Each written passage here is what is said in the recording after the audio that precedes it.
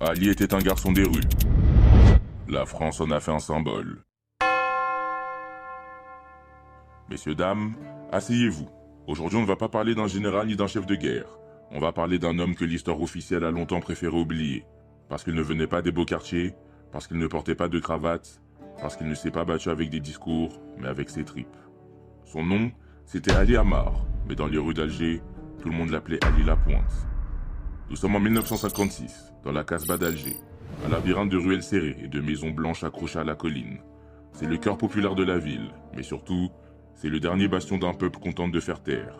Depuis plus d'un siècle, l'Algérie est une colonie française, et pour les indigènes, comme on les appelle encore, la citoyenneté n'existe pas, et l'égalité non plus. Le simple fait d'être arabe ou berbère fait de vous un suspect par défaut.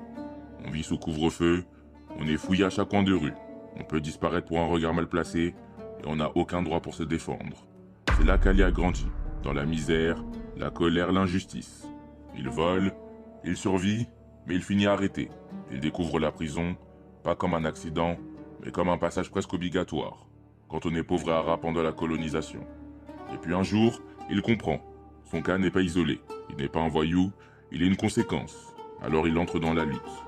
Il rejoint le FLN, le Front de la Libération Nationale, un mouvement clandestin qui réclame l'indépendance de l'Algérie. Ses moyens, des tracts et des bombes, des mots et des fusils. Ali devient l'un de leurs hommes les plus redoutés à Alger. Il transporte les armes, planifie les attaques, échappe à toutes les rafles. Il connaît la Casbah comme sa poche. Il n'a plus peur de mourir. En face, la France ne négocie pas.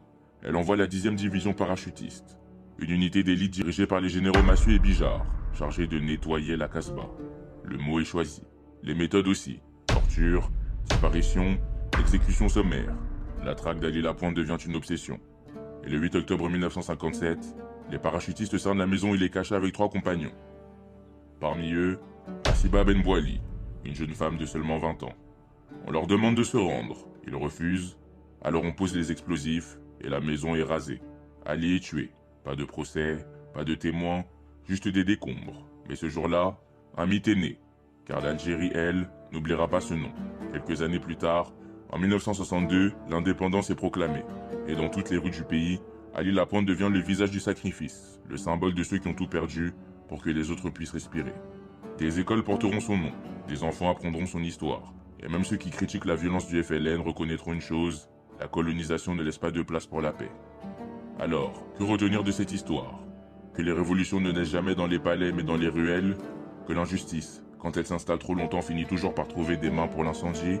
Ou que parfois, un voyou n'est pas un danger, mais un réveil?